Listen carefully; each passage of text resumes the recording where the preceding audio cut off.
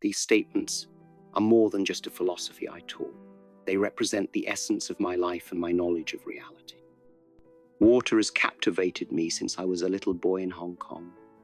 I'd spend hours watching it glide across the bustling harbor, deftly navigating obstructions. It never fought, yet it never gave up. Water gave me my most valuable lessons long before I became a martial artist. Have you ever truly observed water? It can flow gently enough to nurture a little flower, while still being forceful enough to chisel through thick rock. It has no ego and no definite form, but it is the most powerful force in nature. This isn't just lyrical thinking, my friend. This is the underlying principle that has changed my entire approach to combat and to life itself. I recall the exact moment when this realization struck me.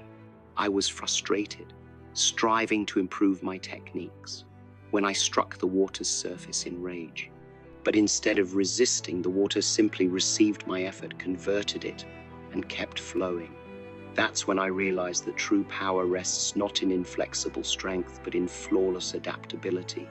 Let me transport you back to the streets of Hong Kong, where my relationship with water began not in a magnificent dojo, but in the back alleys where I spent endless hours as a young boy. While others saw merely puddles and rain, I saw something extraordinary, the best lesson nature could provide. Consider this scenario. A strong monsoon rain falls on the streets, forcing everyone to flee for safety. But there I stood, wet to the bone, witnessing something that would change my life forever. Rainwater finds its way through every crack and hole. It was unstoppable on its journey, and no obstacle or barrier could break it. That's when I realized true strength isn't hard or soft, it's formless. My friends thought I was crazy for spending hours watching water drip from roofs, flow through gutters, and crash against the harbor walls. But I saw what others couldn't, the ideal warrior in action. Water can pass through even the smallest opening, yet with time it can carve through mountains. It never needed to brag about its might, but nothing in nature could match it. One day, upset with my rigid martial arts training, I pounded the pool's surface in rage. The water just divided, absorbed my effort, and then returned to calm. It taught me more in 1 second than years of traditional instruction. While my tutors trained me to confront force with force, water demonstrated a different approach. Why clash when you can flow? Why resist when you can adapt? This revelation rocked me to the core. I understood that all of my training, all of those hours spent repeating rigid patterns, were actually limiting me. Water does not rehearse being water. It simply is pure, effortless, and flawless in its formlessness. You have heard me say, "Be water, my friend." However, these are not merely phrases intended to sound profound. This is the fundamental truth that lies at the heart of all existence. When I say be water, I am not using analogies. I am disclosing the essence of power itself. Consider this. When you pour water into a cup, it becomes the cup. When you put it in a teapot, it turns into a teapot. When placed in a bottle, it becomes the bottle. However, while water can adopt any shape, it never loses its fundamental character. This is actual power, the ability to adapt without losing yourself.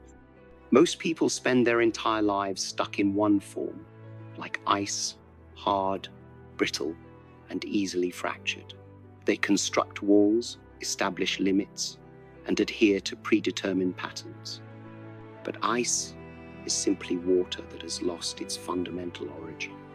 When you properly understand this, you know that strength isn't about hardness, but about complete fluidity. Throughout my years of training and instructing, I've witnessed several bright fighters fail because they were unable to adapt. They had flawless methods and tremendous strikes, yet they were like sculptured statues, beautiful to look at but easily damaged. Water taught me that true mastery is not about mastering skills, but about perfect adaptability. Let me divulge something I've never told before. The true power of water is found not in its ability to change, but in its perfect balance of yin and yang. Water can be soft enough to nourish a fragile flower while still having the capacity to destroy vast cities. It may leak through the slightest fracture and generate enough pressure to break steel. It can vanish into nothingness and return with the fury of a tsunami. This is not just about fighting or martial arts. This is about life itself. When you encounter an impediment, do you try to crash through it like a rock, or do you flow around it like water? When life pushes you, do you resist and break, or adapt and redirect? When you genuinely comprehend this, you will realize that no obstacle, task, or objective is insurmountable. Remember this: water does not attempt to overcome obstacles. Simply said, life follows the path of least resistance. It works with gravity rather than against it. It doesn't attempt to be powerful. It just is. This is the most profound truth in my philosophy. Ultimate strength comes not from learning how to be strong, but from unlearning the habits that make you vulnerable. But let me tell you how I discovered this lesson in fight. For theory is meaningless without application. In the early stages of honing my craft, I encountered a seemingly difficult hurdle. My opponents were bigger, stronger, and had years of experience. But the ocean showed me the path. During my training sessions, I saw something fascinating. Trainees who depended solely on strength fatigued rapidly. Their movements became rigid and predictable. But I remembered that water never tires, strains, or wastes energy. It just flows to where it needs to go, exerting the precise amount of force required, no more or less. One specific fight altered everything for me. My opponent, a traditional kung fu expert, was much larger than myself. I simply wasn't present when he launched his attack, rather than confronting him head-on. Like water, I flowed around his power, filling the gaps and striking where he was vulnerable. That fight lasted fewer than 10 seconds, not because I was stronger, but because I had lost my form. This is something that most fighters never comprehend. They train to be something boxer, a kickboxer, a grappler, but water is not attempting to be anything. It already meets all of its requirements. This realization changed my entire perspective on martial arts. I stopped practicing to learn new methods and began training to overcome limits. Consider this: as water goes downhill, does it care about the proper technique? Does it hesitate before deciding on a path? It just travels with absolute efficiency and economy of motion. This is what I mean by hack away at the unessential. Remove anything that is not a pure, natural movement. Let me tell you about my secret training method. Instead of doing hundreds of kicks, I would spend hours simply moving and feeling how water flowed through my body. There are no predefined forms or patterns, only pure, spontaneous movement. Because in real warfare, as in life, no moment is ever exactly the same. But here's something most people didn't realize about my teaching.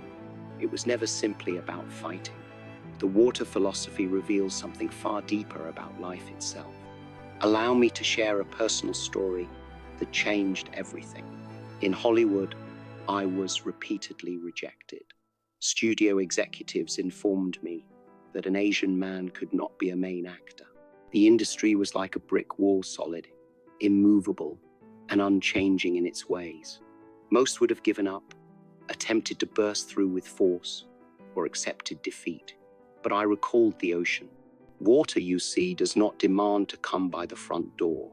Instead, it forges its own route and generates its own opportunity. When they refused to cast me in their shows, I invented my own characters. They believed audiences weren't ready, but I proved them incorrect by engaging with them on a deeper level. Like water, I did not fight the system. Rather, I transformed it. This is what I want you to understand. Life will place barriers in your way. People will tell you what you cannot do. Society will attempt to fit you into its mold. However, keep in mind that other people's expectations can never keep water in check. A cup can only hold so much water before overflowing. A dam can only hold back so much before breaking. I've seen far too many people break down in the face of life's obstacles. They approach their problems like a hammer hitting a nail, applying the same solution to each situation. But water reminds us that each problem necessitates a distinct reaction. Sometimes you have to flow gently. Sometimes you have to crash through with unstoppable power. And most importantly, there are times when you must be still and gather strength. When my son Brandon was little, I would tell him that water always finds a way to go forward. It never argues with barriers. It acknowledges, understands, and then finds a way around them. This is more than simply philosophy. It offers practical advice for overcoming life's greatest obstacles. Today, my water concept is more important than ever. In a world of hard opinions, inflexible structures, and persistent pushback, the way of water provides a better path. Look about you. Technology evolves on a daily basis. Jobs shift overnight, and those who are unable to adapt fall behind. But here's the lovely truth. This philosophy crosses all cultural barriers. Why? Because water runs in the same way in Hong Kong, Hollywood, Tokyo, and Toronto. Ancient Chinese recognized it, Native Americans respected it, and current science proves it. Water's fundamentals are global. You are living in an era of extraordinary change. Social media algorithms shift like currents, global markets flow like tides, and success goes to those who can adapt like water. When I say be water, I am giving you the secret to thriving in this ever-changing planet. Consider how water navigates in the digital era. It does not resist the current, rather it becomes it. It does not oppose change, rather it embraces it. In your personal life, do you behave like ice or like water? Are you attempting to control everything, or are you learning to adapt and flow? Remember this, water isn't concerned about its future move. It merely responds to what exists. It does not fear change, because change is inherent in its essence. This isn't simply ancient wisdom, it's the most current success approach you'll ever discover. My buddy, as we close to the end of our time together, I want you to do something right now. Stop what you're doing and feel the water flowing through your body. Your blood is like a river conveying life itself. Your ideas, like waves, are continuously in motion. You're already water. You just forgot. Remember, the cup is only helpful because it is empty. Your actual power is not in what you can cling on to, but in what you can let go. To overcome, learn to yield, just like water does. Soften to conquer, to realize your full ability, clear your mind. Tomorrow, when you face a challenge, consider what water might do. When hurdles appear, move around them. When life pushes you, adapt and redirect. When an opportunity presents itself, seize it with unwavering determination. But most importantly, never stay stationary. Keep flowing, moving, and growing. I'll leave you with one final reality, which took me a lifetime to realize. The highest kind of mastery isn't about dominating the environment around you. It's about mastering oneself. And like water, your potential is infinite. You might be as soft as morning dew or as strong as a tidal wave. The choice is yours. Clear your mind. Be formless. Be shapeless. Become water, my friend.